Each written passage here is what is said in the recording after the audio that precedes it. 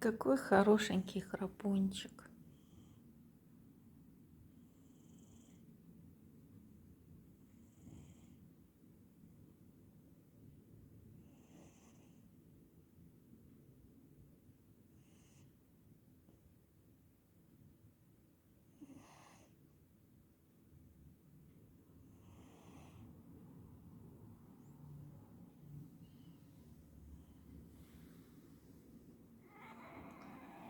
Ой, простите, разбудила храпунчика, простите меня, пожалуйста.